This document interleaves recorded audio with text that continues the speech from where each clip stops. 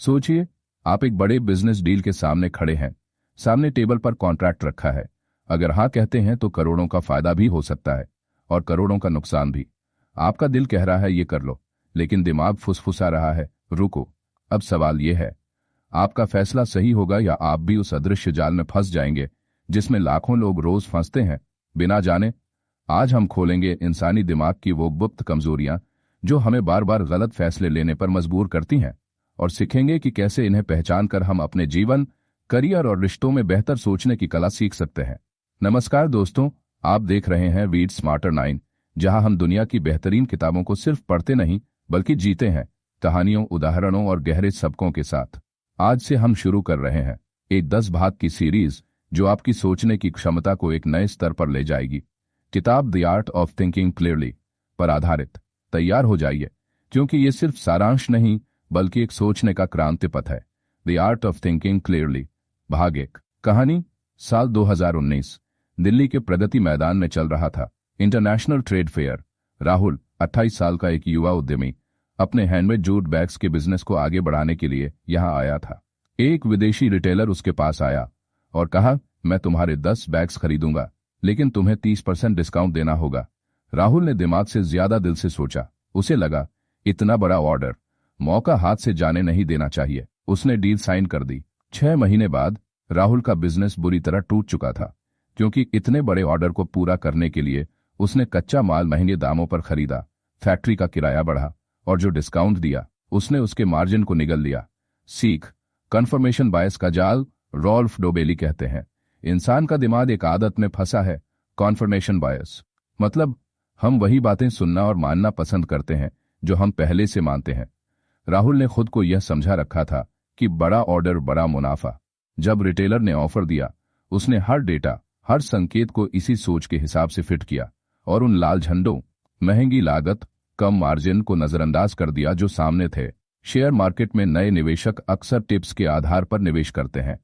अगर उन्होंने पहले सुना है कि XYZ कंपनी के शेयर ऊपर जाने वाले हैं, तो वे हर पॉजिटिव न्यूज को उसी सोच के हिसाब से देखेंगे और नेगेटिव सिग्नल्स को इग्नोर कर देंगे। 2008 की अमेरिकी हाउसिंग क्राइसिस में लाखों लोग मानते थे कि हाउस प्राइस हमेशा बढ़ते हैं, इसलिए उन्होंने गिरते मार्केट के संकेतों को अनदेखा किया। कैसे बचें? खुद से पूछें, अगर मैं इसका उल्टा मानता तो क्या ये जानकारी फिर भी सही लगती? अलग सोच रखने वाले लोगों से राय लें। फैसले लेते समय भावनाओं के रंगीन चश्मे उतारकर डेटा देखें। भाग 1 का जीवन पाठ। सिर्फ वही मत ढूंढो जो तुम्हें सही साबित करे, बल्कि वो भी ढूंढो जो तुम्हें गलत साबित कर सके। राहुल ने ये सबक बहुत देर से सीखा, लेकिन उसकी कहानी यहीं खत्म नहीं हुई, क्योंकि अगले फैसले में उसने एक और जाल में कदम रखा। लॉस एवर्जन, जो आपके दिमाग को ऐसे बांधता है कि आप छोटे नुकसान से बचने के लिए बड़े नुकसान उठा लेते हैं। और ये जाल शायद अभी आपके जीवन में भी मौजूद है। भाग 2 में हम इस जाल का पर्दाफाश करेंगे। The art of thinking clearly भाग 2। पिछले भाग में हमने देखा कि कैसे राहुल, दिल्ली का एक युवा उद्यमी, कॉन्फर्मेशन बायस के जाल में फंसकर लाखों का नुकसान उठा बैठा। पर कहानी यहीं खत्म नहीं होती। नुकसान झेलने के बाद राहुल के सामने अब एक और बड़ा फैसला था, और इस बार डर उसका सबसे बड़ा दुश्मन बनने वाला था। कहानी घाटे से बचने की जिद। राहुल ने अपने घाटे की भरपाई के लिए तय किया कि वो पुराने स्टॉक को किसी भी तरह बेचकर पैसा वापस लाएगा। एक खरीदार आया और बोला, ये सारे बैग मैं ले लूंगा, लेकिन आधी कीमत पर। राहुल का दिमाग चिल्लाया, इतने सस्ते में? ये तो बहुत घाटा है। उसने डील ठुकरा दी और इंतजार करने लगा कि शायद कोई और खरीदार आए जो बेहतर दाम दे। 3 महीने बाद बैग्स का डिजाइन आउटडेटेड हो गया, डिमांड गिर गई और आखिर में राहुल को वही बैग्स चौथाई कीमत पर बेचने पड़े। छोटा नुकसान टालने की कोशिश में उसने बड़ा नुकसान उठा लिया। सीख। लॉस एवर्जन का असर। रॉल्फ डोबेली कहते हैं, हमारे दिमाग में घाटा सहने की तकलीफ उतने ही मुनाफे की खुशी से लगभग 2 गुना ज्यादा असर डालती है। मतलब हम फायदे से ज्यादा घाटे से बचने पर फोकस करते हैं, भले इससे लंबे समय में हमें और नुकसान क्यों ना हो जाए। कितने लोग स्टॉक मार्केट में घाटे वाले शेयर सालों तक पकड़े रखते हैं, सिर्फ इसलिए कि जब तक बेचूंगा नहीं तब तक घाटा नहीं हुआ। लेकिन इस दौरान पैसा कहीं और निवेश हो सकता था जो बेहतर रिटर्न देता। कैसीनो में लोग जीतने के बाद रुक जाते हैं, लेकिन हारने के बाद खेलते रहते हैं, सिर्फ अपनी खोई रकम वापस पाने के लिए, और अक्सर और हार जाते हैं। कैसे बचें? घाटे को व्यक्तिगत अपमान की तरह न लें, इसे एक सीखने का खर्च मानें। पहले से तय करें कि किस लेवल पर घाटा सहकर बाहर निकलना है। हर निर्णय में अगले सबसे अच्छे विकल्प को देखें, न कि सिर्फ पिछले नुकसान की भरपाई। राहुल की नई समझ। राहुल ने महसूस किया कि घाटे से बचने की जिद ने उसे और गहरे घाटे में धकेल दिया। इस बार उसने ठान लिया, मैं भावनाओं से नहीं गणना से फैसला करूंगा। लेकिन अभी उसके सामने एक तीसरा जाल था जो और भी चालाक था, सोशल प्रूफ, यानी भीड़ के पीछे आंख बंद करके चलना। भाग 2 का जीवन पाठ। छोटे घाटे से डरकर बड़े नुकसान को गले मत लगाओ। 1 महीने बाद राहुल मुंबई के एक बिजनेस कॉन्फ्रेंस में गया। वहां उसने देखा एक नया प्रोडक्ट लॉन्च हो रहा है और हॉल में मौजूद 90% लोग उसे लेकर उत्साहित हैं। राहुल के मन में सवाल उठा, इतने लोग गलत कैसे हो सकते हैं? लेकिन वो नहीं जानता था कि भीड़ भी गलत हो सकती है और कभी कभी भीड़ की गलती बहुत महंगी साबित होती है। भाग 3 में हम जानेंगे सोशल प्रूफ का असली खेल और कैसे ये आपको अपने ही दिमाग का कैदी बना देता है। The art of thinking clearly. भाग 3। पिछले भाग में हमने देखा कि घाटे से बचने की जिद यानी लॉस एवर्जन कैसे राहुल को और गहरे घाटे में ले गई। अब राहुल मुंबई के एक बिजनेस कॉन्फ्रेंस में है और यहां वो एक नए मानसिक जाल में फंसने वाला है। कहानी, मुंबई का बिजनेस कॉन्फ्रेंस। राहुल को एक स्टार्टअप फाउंडर ने एक नया प्रोडक्ट दिखाया, एक स्मार्ट बैग जिसमें मोबाइल चार्जिंग, जीपीएस ट्रैकिंग और चोरी से बचाने के लिए डिजिटल लॉक था। स्टेज पर प्रेजेंटेशन के बाद पूरे हॉल में तालियां गूंज उठी। लोग कह रहे थे ये तो गेम चेंजर है, इसे जरूर हिट मिलेगा। राहुल ने सोचा, इतने लोग गलत कैसे हो सकते हैं? अगर सब कह रहे हैं कि ये अच्छा है तो ये अच्छा ही होगा। बिना ज्यादा रिसर्च किए उसने उस स्टार्टअप में अपना बचा हुआ पूंजी निवेश कर दिया। 6 महीने बाद प्रोडक्ट फेल हो गया क्योंकि उसकी कीमत बहुत ज्यादा थी, बैटरी जल्दी खराब हो जाती थी और मार्केट में सस्ते टिकाऊ विकल्प मौजूद थे। सीख, सोशल प्रूफ का असर। रॉल्फ डोबेली लिखते हैं, अगर बहुत सारे लोग कुछ कर रहे हैं तो हमारा दिमाग मान लेता है कि वो सही है, भले ही उसका कोई ठोस प्रमाण न हो। इसे भीड़ मानसिकता भी कहते हैं। इंसान के दिमाग में एक प्राचीन प्रोग्रामिंग है, सुरक्षा भीड़ में है, लेकिन बिजनेस, इन्वेस्टमेंट और करियर में ये सोच हमें गलत दिशा में धकेल सकती है। आईपीओ में लिस्टिंग से पहले हाइप बनती है। लोग देखते हैं कि सब खरीद रहे हैं तो वो भी खरीद लेते हैं और कई बार लिस्टिंग के बाद कीमत गिर जाती है। 1990 के दशक में .com बबल में हजारों निवेशकों ने इंटरनेट कंपनियों में पैसे डाले सिर्फ इसलिए कि सब डाल रहे हैं और बबल फटते ही सब कुछ खो दिया। कैसे बचें?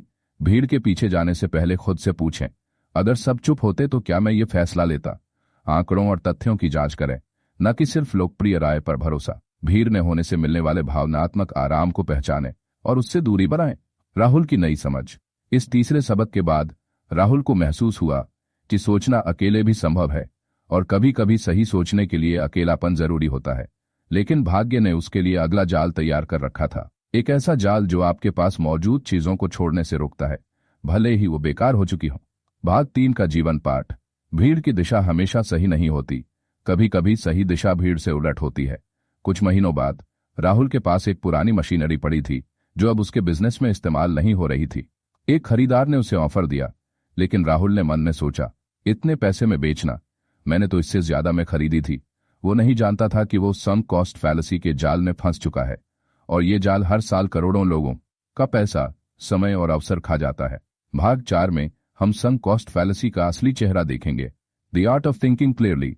भाग 4। पिछले भाग में हमने देखा कि सोशल प्रूफ यानी भीड़ के पीछे चलने की प्रवृत्ति ने राहुल को एक असफल स्टार्टअप में पैसा लगाने पर मजबूर कर दिया। अब महीनों बाद राहुल एक और ऐसे मानसिक जाल में फंसने वाला है जिसे हम अक्सर अपनी रोजमर्रा की जिंदगी में बिना जाने जीते हैं। कहानी, मशीनरी की मोहब्बत। राहुल के पास एक हाई क्वालिटी प्रिंटिंग मशीन थी जिसे उसने अपने बिजनेस के शुरुआती दिनों में 6 लाख रुपए में खरीदा था। अब उसका बिजनेस हैंडमेड बैग्स से हटकर डिजिटल प्रिंटिंग बैग्स पर आ चुका था और ये मशीन पुराने डिजाइन के कारण काम नहीं आ रही थी। एक खरीदार आया और बोला, मैं ये मशीन 2 लाख रुपए में ले लूंगा। राहुल के मन में तुरंत एक आवाज आई, क्या मैंने इसे 6 लाख में खरीदा था और अब 2 लाख में बेच दूं? ये तो घाटा है। उसने डील ठुकरा दी। महीनों तक मशीन वेयरहाउस में धूल खाती रही, मेंटेनेंस के खर्च बढ़ते गए और आखिर में मशीन स्क्रैप के भाव बिकी, सिर्फ 50 रुपये में। सीख, संक कॉस्ट फैलेसी का असर। रॉल्फ डोबेली कहते हैं, जो पैसा, समय या मेहनत पहले ही लग चुकी है उसे बदलना आपके बस में नहीं, लेकिन हम अक्सर उसी को देखकर भविष्य के फैसले लेते हैं और यही हमें गलत रास्ते पर बनाए रखता है। इसे डूब चुकी लागत का भ्रम कहते हैं। हम सोचते हैं, इतना निवेश किया है, अब तो जारी रखना ही पड़ेगा, जबकि असल में हमें सिर्फ भविष्य के संभावित फायदे और नुकसान देखने चाहिए। कई लोग जिम की महंगी मेंबरशिप खरीद लेते हैं और फिर भले ही जाना बंद कर दें, कैंसिल नहीं करते क्योंकि इतने पैसे दिए हैं अब तो रखना ही पड़ेगा। कई कंपनियां ऐसे प्रोजेक्ट में अरबों डॉलर झोंकती रहती हैं जो पहले ही फेल हो चुके हैं, सिर्फ इसलिए कि उन्होंने शुरुआत में भारी निवेश किया था। जैसे अमेरिकी सरकार का कुछ असफल हथियार प्रोजेक्ट्स को सालों तक फंड करना। कैसे बचें? खुद से पूछें, अगर आज ये विकल्प मेरे सामने पहली बार आता तो क्या मैं इसे चुनता? पहले के निवेश को भावनात्मक बोझ माने, तार्किक वजह नहीं। भविष्य का फैसला सिर्फ भविष्य के लाभ हानि के आधार पर करें। इस घटना के बाद राहुल ने समझा, बीता हुआ निवेश, चाहे पैसा हो या समय, भविष्य के फैसलों का आधार नहीं बनना चाहिए। लेकिन जैसे जैसे वो सीख रहा था, जिंदगी उसके सामने और पेचीदा मानसिक जाल लाने वाली थी। अगला जाल ऐसा था जो हमें किसी चीज के असली मूल्य का गलत अंदाजा देता है, सिर्फ इसलिए कि हमने उसे खुद पाया है। भाग 4 का जीवन पाठ। भविष्य को अतीत के नुकसान से मत बांधो, वो नुकसान पहले ही डूब चुका है। राहुल को एक विदेशी क्लाइंट से एक अनोखा आर्ट पीस गिफ्ट में मिला। जब उसने उसे बेचने की कोशिश की तो खरीदार ने उससे आधी कीमत ऑफर की। राहुल ने कहा, नहीं, ये तो बहुत कीमती है। लेकिन क्या वो सच में इतना कीमती था, या फिर राहुल एंडाउमेंट इफेक्ट के शिकार हो गए थे? भाग 5 में हम जानेंगे एंडाउमेंट इफेक्ट की सच्चाई और कैसे ये आपकी जेब और सोच दोनों को चुपचाप प्रभावित करता है। The art of thinking clearly, भाग 5। भाग 4 में हमने देखा कि कैसे संक कॉस्ट फैलेसी ने राहुल को एक पुरानी मशीन को बेकार पड़े रहने दिया और उसे बड़ा आर्थिक नुकसान उठाना पड़ा। अब एक नई घटना राहुल के सोचने के पैटर्न का और गहरा सच उजागर करने वाली है। राहुल को एक विदेशी क्लाइंट ने खूबसूरत आर्ट पीस गिफ्ट में दिया, एक हाथ से बना लकड़ी का शतरंज सेट जिस पर बारीक नक्काशी थी। राहुल को ये बहुत पसंद आया और उसने मन ही मन सोच लिया कि ये कम से कम 50 रुपए का होगा। कुछ समय बाद एक दोस्त ने इसे देखकर कहा, मैं इसे 25 में खरीद लूंगा। राहुल हंस पड़ा, 25? अरे ये तो बहुत ज्यादा कीमती है, मैं इसे कभी इतने में नहीं बेचूंगा। लेकिन सच्चाई ये थी कि मार्केट में ऐसे सेट 20 से ज्यादा में बिकते ही नहीं थे। राहुल की कीमत की परिभाषा सिर्फ इस वजह से बढ़ गई थी कि वो उसका मालिक था। सीख, एंडोमेंट इफेक्ट का असर। रॉल्फ डोबेली लिखते हैं, हम किसी चीज को सिर्फ इसलिए ज्यादा कीमती मान लेते हैं क्योंकि वो हमारी है।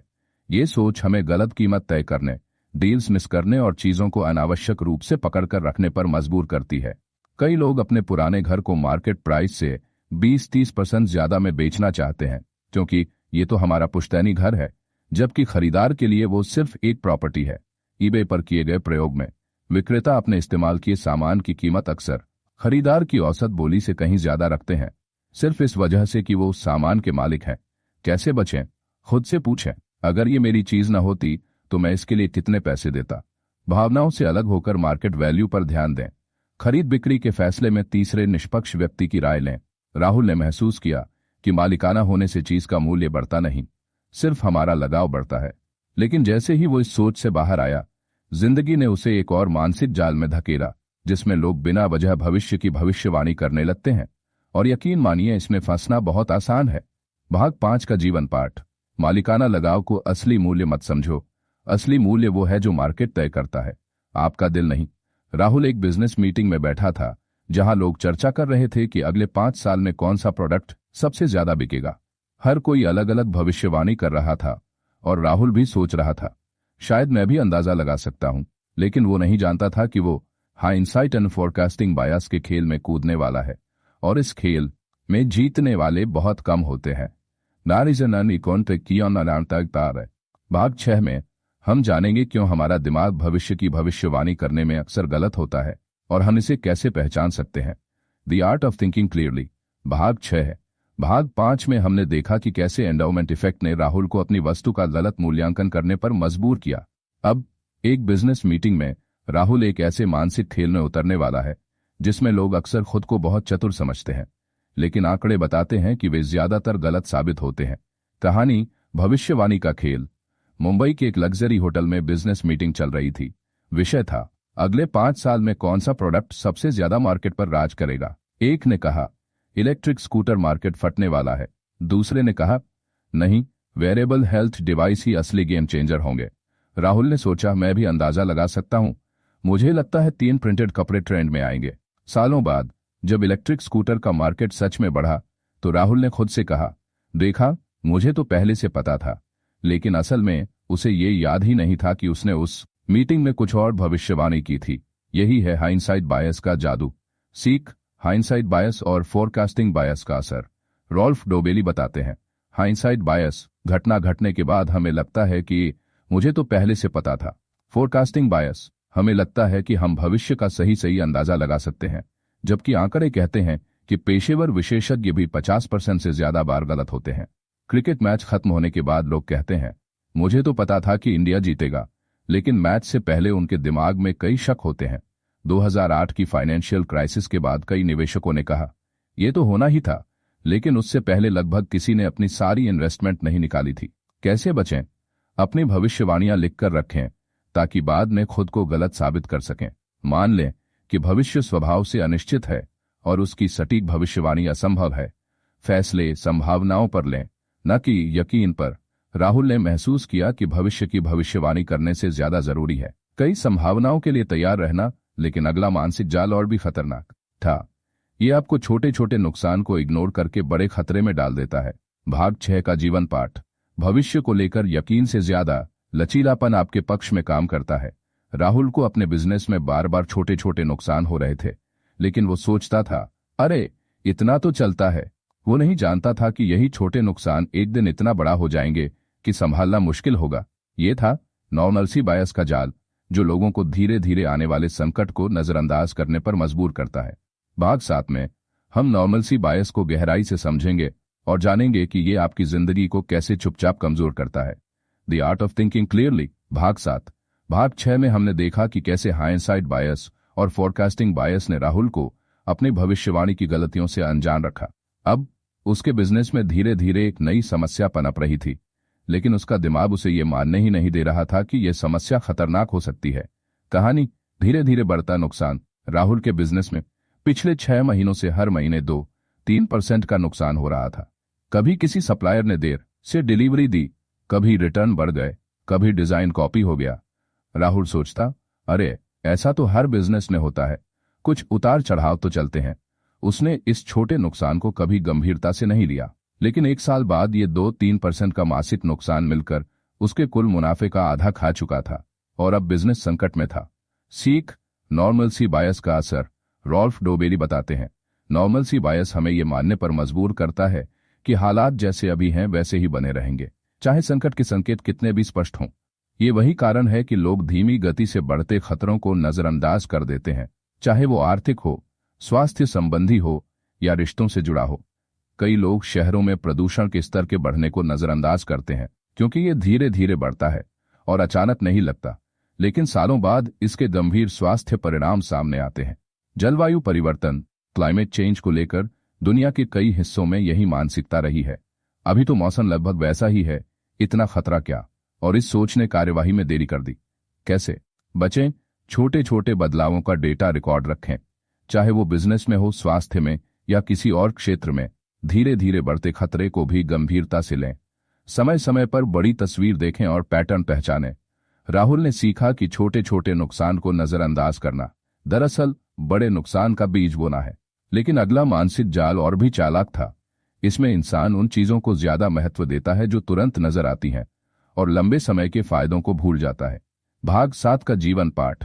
धीरे धीरे बढ़ता खतरा अचानक आए तूफान जितना ही खतरनाक हो सकता है। कुछ हफ्तों बाद राहुल को एक डील का ऑफर मिला, तुरंत 1 लाख रुपए का फायदा, लेकिन इसके लिए उसे अपने ब्रांड की लॉन्ग टर्म क्वालिटी से समझौता करना था। उसने सोचा, अभी पैसा आएगा, बाद में देखा जाएगा। ये था प्रेजेंट बायस का जाल, जो आपको आज के छोटे फायदे के लिए कल के बड़े फायदे को कुर्बान करने पर मजबूर करता है। भाग 8 में हम प्रेजेंट बायस का राज खोलेंगे और जानेंगे कि इसे पहचान कर आप कैसे अपने भविष्य को मजबूत बना सकते हैं। The art of thinking clearly, भाग 8। भाग 7 में हमने देखा कि कैसे नॉर्मलसी बायस ने राहुल को धीरे धीरे बढ़ते खतरे से अंधा कर दिया। अब उसी लापरवाही के बाद एक नई लालच भरी चुनौती सामने थी, जो और भी खतरनाक थी। कहानी, एक ऑफर का लालच। राहुल के पास एक बड़े रिटेलर से कॉल आया, हम आपके 500 पीस खरीदेंगे, कैश पेमेंट देंगे, लेकिन थोड़ा सस्ता मटेरियल इस्तेमाल करना होगा, ग्राहक को फर्क नहीं पड़ेगा। ये डील करने का मतलब था तुरंत 1 लाख का फायदा। कोई क्रेडिट रिस्क नहीं, लेकिन ब्रांड की क्वालिटी और भरोसे में गिरावट। राहुल के दिमाग में 2 आवाजें चल रही थीं, अभी पैसे आ रहे हैं, बाद में क्वालिटी सुधार लेंगे। ये लॉन्ग टर्म ब्रांड वैल्यू को नुकसान देगा। उसने पहला रास्ता चुना और 1 महीने बाद ग्राहक शिकायतें आने लगीं। सीख प्रेजेंट बायस का असर।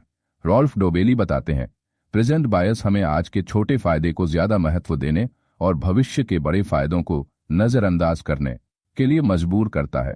यही कारण है कि लोग सेहत के लिए हानिकारक लेकिन स्वादिष्ट खाना तुरंत खा लेते हैं। बिजनेस में जल्दी कैश के लिए ब्रांड की इमेज खराब कर लेते हैं, पैसों को खर्च कर देते हैं। बजाय उन्हें निवेश करने के त्योहारी सीजन में सेल देखकर लोग अपने बजट से ज्यादा खरीदारी कर लेते हैं, क्योंकि अभी सस्ता मिल रहा है, लेकिन बाद में कर्ज चुकाने में परेशानी होती है।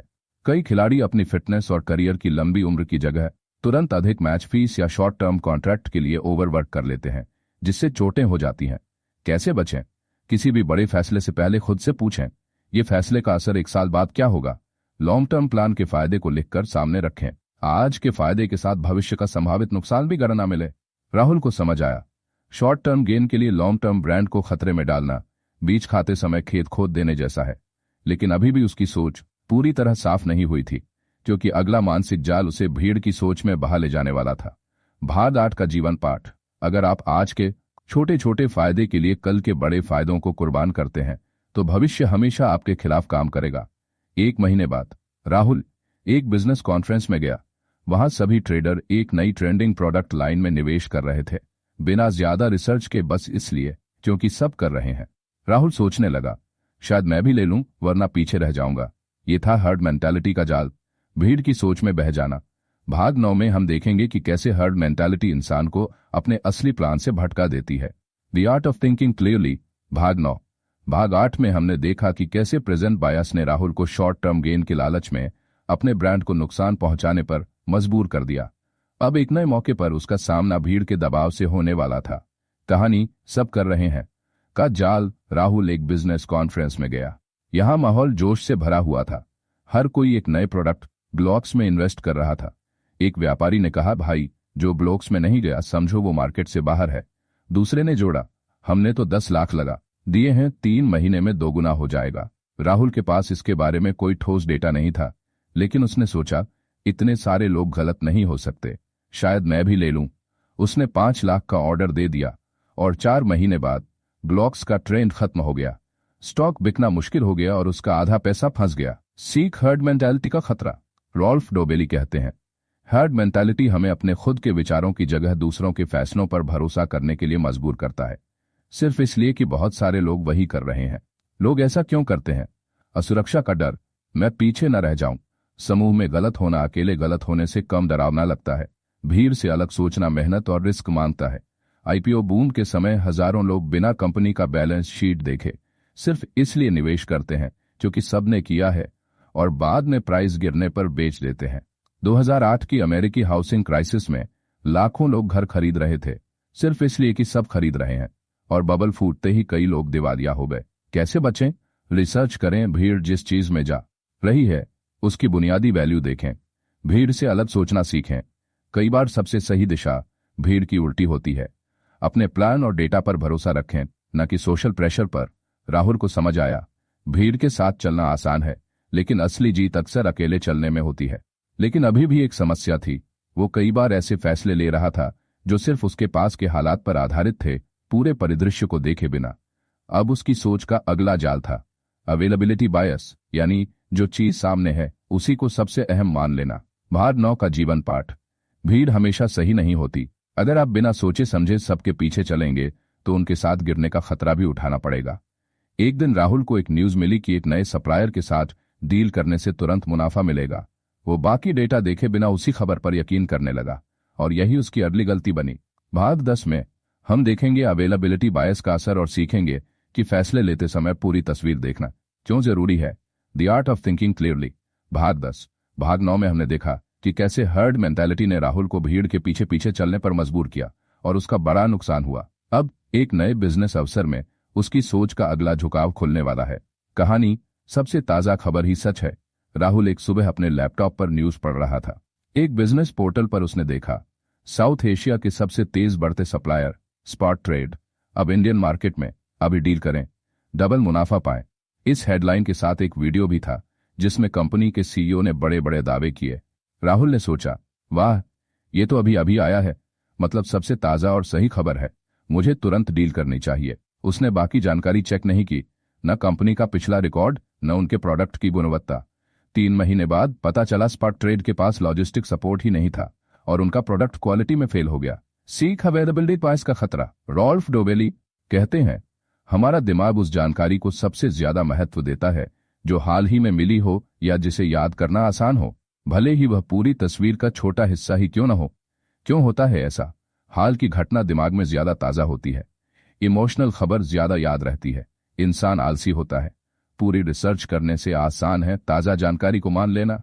शेयर मार्केट में किसी कंपनी के स्टॉक में अचानक उछाल देखकर लोग उसमें पैसा लगा देते हैं क्योंकि वो खबर हर जगह दिख रही होती है, लेकिन असल कारण पता नहीं करते। एक बड़ी हवाई दुर्घटना के बाद लोग फ्लाइट लेना छोड़ देते हैं, जबकि आंकड़ों के अनुसार सड़क दुर्घटनाओं में मरने का खतरा कई गुना ज्यादा होता है। कैसे बचें? हर नई जानकारी को संदर्भ में देखें, सिर्फ ताजगी के आधार पर सही न मानें। पुरानी, विश्वसनीय और गहरी जानकारी को नजरअंदाज न करें। फैसले लेते समय कम से कम 2-3 स्रोत से पुष्टि करें। राहुल ने सीखा, ताजा खबर सबसे सच्ची नहीं होती। सच्चाई कई बार शांत और कम दिखाई देने वाली जगहों में छिपी होती है। अब उसने तय किया कि आगे से किसी भी बिजनेस या पर्सनल फैसले में वो सिर्फ एक चमकदार हेडलाइन पर भरोसा नहीं करेगा। भाग 10 का जीवन पाठ। ताजा और आसानी से याद आने वाली जानकारी पूरी सच्चाई नहीं होती। सही निर्णय के लिए पूरी तस्वीर देखना जरूरी है। 1 महीने बाद राहुल को एक पुराना क्लाइंट मिला जिसने कहा, हमारे साथ डील करने से तुम्हें कभी नुकसान नहीं होगा क्योंकि हमने पहले भी तुम्हें फायदा दिया था। राहुल के दिमाग में बस पुरानी सफलता की याद घूमने लगी और यही उसे रीसेंसी एंड कॉन्फर्मेशन बायस की तरफ खींचने वाला था। भाग 11, the art of thinking clearly. भाग 10 में हमने देखा कि कैसे राहुल ने अवेलेबिलिटी बायस के कारण सिर्फ ताजा खबर पर भरोसा करके नुकसान झेला। अब एक पुरानी याद उसे गलत दिशा में ले जाने वाली है। कहानी जीत का जादू। राहुल की मुलाकात एक पुराने क्लाइंट विक्रम से हुई। विक्रम ने कहा, राहुल, याद है 2019 में हमने साथ मिलकर डील की थी, तुमने 50% मुनाफा कमाया था। इस बार भी हम साथ आएंगे तो इतिहास दोहराएगा। राहुल के दिमाग में तुरंत वो सुनहरा दौर घूमने लगा, उसका बैंक बैलेंस, दोस्तों की तारीफ और अपने ऊपर गर्व की भावना। उसने सोचा, हाँ, विक्रम ने पहले फायदा दिया है तो इस बार भी देगा। उसने डील पर साइन कर दिए, बिना ये चेक किए कि विक्रम का बिजनेस मॉडल पिछले 4 साल में कितना बदल चुका है। 3 महीने बाद प्रोजेक्ट फेल हो गया। सीख, रिसेंसी बायस और कॉन्फर्मेशन बायस का जाल।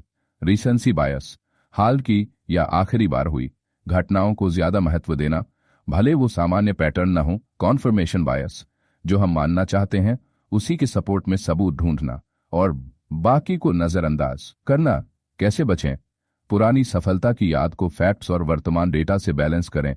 अपनी मान्यता के विपरीत जानकारी भी ढूंढें। क्या बदला है? ये सवाल हर पुराने पैटर्न पर लागू करें। राहुल ने महसूस किया, सिर्फ इसलिए कि कुछ पहले काम कर गया इसका मतलब नहीं कि वो फिर से काम करेगा। हर बार हालात नए होते हैं। उसने सीखा कि किसी भी पुराने अनुभव को दोहराने से पहले वर्तमान की हकीकत देखना जरूरी है। भाग 11 का जीवन पाठ। पुराने अनुभव की सफलता या अपनी मान्यता से चिपके रहना आपको नए सच से दूर कर सकता है।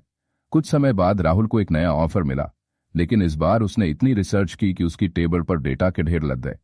अब वो उलझन में था, इतनी सारी जानकारी में से सही फैसला कैसे लूं? यानी अब वो इन्फॉर्मेशन ओवरलोड बायस का शिकार होने वाला था। The art of thinking clearly. भाग 12। भाग 11 में हमने देखा कि कैसे राहुल रीसेंसी बायस और कॉन्फर्मेशन बायस की वजह से पुरानी जीत पर भरोसा करके नुकसान उठा बैठा। अब वो उल्टी गलती करने वाला है। इस बार डेटा इतना ज्यादा है कि फैसला लेना मुश्किल हो जाएगा। राहुल को एक स्टार्टअप में निवेश का ऑफर मिला। उसने ठान लिया कि अब की बार पूरी रिसर्च करेगा, कोई कमी नहीं छोड़ेगा। उसने कंपनी के 5 साल के फाइनेंशियल रिकॉर्ड निकाले, 17 मार्केट रिपोर्ट्स पढ़ी, 25 इंटरव्यू किए, 3 एक्सेल शीट्स में अलग अलग प्रोजेक्शन बनाए। पर 1 हफ्ते बाद भी उसका दिमाग उलझन में था। हर डेटा पॉइंट एक नई कहानी सुना रहा था। कोई कहता मार्केट बढ़ रहा है तो कोई कहता मार्केट सैचुरेट हो चुका है।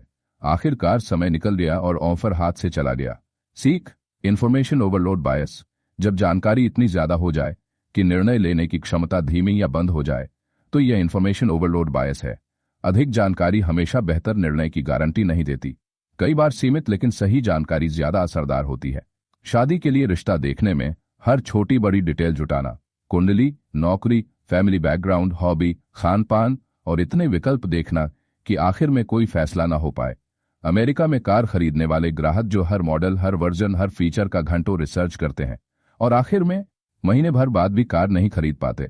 कैसे बचें? तय करें कि किस जानकारी की सीमा से आगे नहीं बढ़ेंगे। 80-20 नियम अपनाएं।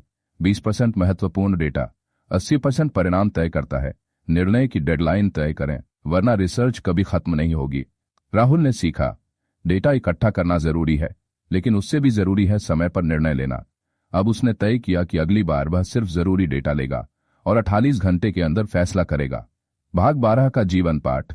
ज्यादा जानकारी सही निर्णय का दुश्मन भी बन सकती है। राहुल अब तेजी से फैसले लेने लगा था, लेकिन एक दिन उसने बिना चेक किए एक दोस्त की राय पर भरोसा कर लिया, क्योंकि वो एक्सपर्ट था, और यही गलती उसे अथॉरिटी बायस के चक्रव्यूह में ले जाने वाली थी। भाग 13। जब दिमाग हमें बेवजह एक्शन में धकेल देता है। एक्शन बायस, कुछ करो वरना कुछ गलत हो जाएगा। कहानी, साल 2020, भारत में लॉकडाउन का माहौल था। एक छोटे शहर के कपड़े के व्यापारी रमेश जी ने देखा कि उनके बिजनेस पर भारी असर पड़ा है। स्टॉक पड़ा है, ग्राहक गायब है और भविष्य अनिश्चित है। एक दिन उन्होंने सोचा, कुछ तो करना पड़ेगा, नहीं तो मैं खत्म हो जाऊंगा। बिना ज्यादा रिसर्च के उन्होंने मास्क और पीपीए किट बनाने में निवेश कर दिया। शुरुआती हफ्तों में थोड़ा फायदा हुआ, लेकिन जल्द ही मार्केट में सप्लाई ज्यादा और डिमांड कम हो गई। नतीजा, घाटा। रमेश जी बाद में समझे, उन्होंने सोच समझकर निर्णय नहीं लिया था, बल्कि डर और बेचैनी में बस कुछ करने के चक्कर में गलत कदम उठा दिया। फुटबॉल में जब पेनल्टी किक होती है, गोलकीपर ज्यादातर बाएं या दाएं कूदता है, जबकि आंकड़ों के अनुसार अगर वो बीच में खड़ा रहे तो ज्यादा गोल बचा सकता है। लेकिन वो खड़े रहने का रिस्क नहीं लेते, क्योंकि कुछ करना उन्हें बेहतर लगता है। लेसन, हर स्थिति में तुरंत एक्शन लेना ही समझदारी नहीं होती। कई बार सोचना और इंतजार करना ही सबसे सही एक्शन होता है। सेल्फ सर्विंग बायस। सफलता मेरी, असफलता मेरी कहानी। दिल्ली की एक मार्केटिंग एजेंसी में नेहा नाम की मैनेजर थीं। जब उनकी टीम ने एक कैंपेन से बड़ी सफलता पाई, उन्होंने मीटिंग में कहा, देखो, मैंने जो स्ट्रैटेजी बनाई थी उसने कमाल कर दिया। लेकिन जब वही टीम अगला प्रोजेक्ट फेल कर बैठी, नेहा ने कहा, क्लाइंट ने सही डेटा नहीं दिया, वरना हम सफल होते।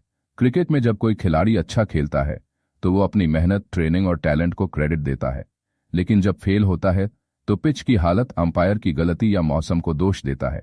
लेसन, सेल्फ सर्विंग बायस हमें अपनी गलतियों से सीखने से रोकता है। जब तक हम ईमानदारी से खुद की कमियों को नहीं देखेंगे, तब तक सुधार नहीं होगा। Hello effect. पहली छवि से पूरी तस्वीर। कहानी, मुंबई के एक कॉलेज में नया प्रोफेसर आया। स्मार्ट सूट, बेहतरीन अंग्रेजी और कॉन्फिडेंट अंदाज। पहले ही लेक्चर में सभी छात्रों को लगा, ये तो बहुत जानकार होंगे, लेकिन सेमेस्टर के दौरान पता चला कि वो विषय में उतने गहरे नहीं थे जितना उनका लुक और बोलने का तरीका बताता था। एप्पल के प्रोडक्ट्स के डिजाइन इतने अच्छे होते हैं कि लोग मान लेते हैं कि उनका हर फीचर भी सबसे बेहतरीन होगा, जबकि कभी कभी तक कमियां भी रहती हैं। लेसन, पहला इंप्रेशन कभी कभी असली क्वालिटी को छुपा देता है। इसलिए हमें फैसले पूरे डेटा और अनुभव पर लेने चाहिए, न कि सिर्फ पहली झलक पर। हमने देखा कि दिमाग कैसे हमें बेवजह एक्शन में धकेल सकता है, अपनी गलतियों से बचा सकता है और सिर्फ एक चमकदार छवि से धोखा खा सकता है। लेकिन सबसे खतरनाक खेल अभी बाकी है, वो खेल जिसमें हम हारने के डर से अपनी जिंदगी के फैसले बदल देते हैं। और यही राज हम अगले भाग 14 में खोलेंगे। भाग 14, जब डर हमें जीतने से रोक देता है। लॉस एवर्जन, हार का डर जीत की खुशी से ज्यादा ताकतवर। कहानी, वाराणसी के एक युवा स्टार्टअप फाउंडर आदित्य को एक निवेशक ने 50 लाख का ऑफर दिया। ये पैसे लेकर वो अपने प्रोडक्ट को पूरे भारत में लॉन्च कर सकते थे, लेकिन आदित्य को डर था, अगर मैंने ये पैसे लिए और बिजनेस फेल हो गया तो। उन्होंने ऑफर ठुकरा दिया और धीरे धीरे उनके प्रतियोगी ने वही आइडिया लेकर मार्केट पर कब्जा कर लिया। स्टॉक मार्केट में लोग घाटे वाले शेयर को बेचने से बचते हैं, क्योंकि उन्हें लॉस की फीलिंग बहुत चुभती है, भले ही वो शेयर और नीचे जाता रहे। रिसर्च कहती है कि हार का दर्द जीत की खुशी से लगभग 2 गुना असर डालता है। लेसन, हार का डर हमें सुरक्षित रख सकता है, लेकिन कई बार यही डर हमें सबसे बड़े मौके से दूर कर देता है। एंडाउमेंट इफेक्ट, जो मेरा है वो सबसे अच्छा। कहानी, राजस्थान के एक किसान रामलाल जी के पास एक पुराना ट्रैक्टर था। गांव में नया ट्रैक्टर लेने का ऑफर आया, लेकिन उन्होंने अपना पुराना ही रखा, ये सोचकर ये मेरा है, इसे मैं जानता हूं नया लेने में रिस्क है। हालांकि नया ट्रैक्टर कम ईंधन खाता और तेज चलता, लेकिन रामलाल जी अपने पुराने को छोड़ नहीं पाए। ग्लोबल उदाहरण, लोग अक्सर घर बेचने के समय मार्केट प्राइस से ज्यादा मांगते हैं, क्योंकि उन्हें लगता है कि ये घर मेरे लिए खास है, इसलिए इसकी वैल्यू भी ज्यादा है। लेसन, हम किसी चीज को सिर्फ इसलिए ज्यादा कीमती मान लेते हैं क्योंकि वो हमारी है, चाहे असल में उसकी वैल्यू कम हो। फिनाले, सोच का असली क्रांति बिंदु। दोस्तों, the art of thinking clearly कि इस पूरी यात्रा में हमने देखा कैसे हमारा दिमाग छोटे छोटे भ्रम, डर और आदतों के जाल में फंसकर हमें गलत फैसले लेने पर मजबूर करता है। कभी हम जल्दी एक्शन ले लेते हैं, कभी हम अपनी गलतियों को स्वीकार नहीं करते, कभी एक चमकदार छवि से धोखा खा जाते हैं और कभी हार के डर में जीत के मौके खो देते हैं। लेकिन असली ताकत तब आती है जब हम इन बायस को पहचानना शुरू कर देते हैं, जब हम अपने हर बड़े फैसले से पहले ठहरकर सोचते हैं, क्या मैं सच में सही डेटा पर चल रहा हूं या सिर्फ दिमाग के धोखे में। आज से अपने सोचने का तरीका बदलो, अपनी गलतियों को ईमानदारी से देखो, फैसलों में धैर्य रखो और डर को जीत पर हावी मत होने दो, क्योंकि जिंदगी में सबसे बड़ा रिस्क है कोई रिस्क न लेना। दोस्तों, ये सिर्फ किताब की कहानियां नहीं थीं, ये हमारे अपने दिमाग के आईने थे। आईना जो हमें दिखाता है कि कहाँ हम खुद से हार रहे हैं और कहाँ हम जीत सकते हैं। मान जी संत पानी थल पौनंता अन्याव सकते हैं टाइचे सुन बेलू गया माटे यम वाले वासो ईठा सकते हैं। हमने 14 कहानियों में सीखा कैसे डर हमें गलत फैसले दिलाता है, कैसे भीड़ हमें अंधा बना देती है और कैसे छोटी सी आदत जिंदगी की दिशा बदल सकती है। लेकिन असली खेल अब शुरू होता है, क्योंकि किताब बंद हो गई है, पर तुम्हारी कहानी अभी बाकी है। आज जब कोई बड़ा मौका आए तो बस एक पल रुकना और खुद से पूछना, क्या ये मेरा सच है या मेरे दिमाग का धोखा। आपके पास अब साफ सोच की ताकत है, इसे बचाकर रखना, इसे हर रिश्ते में, हर बिजनेस में, हर सपने में लगाना, क्योंकि साफ सोच से लिए गए फैसले जिंदगी बदल देते हैं। और अब आपसे मेरा सवाल, इस सीरीज की कौन सी कहानी ने आपकी आंखें सबसे ज्यादा खोल दी? कमेंट में अपना जवाब लिखो, क्योंकि आपका जवाब किसी और के लिए अगली सीख हो सकता है। दोस्तों, अगर इस कहानी ने आपको सोचने पर मजबूर किया तो यकीन मानिए अगली कहानी आपका दिमाग हिला देगी।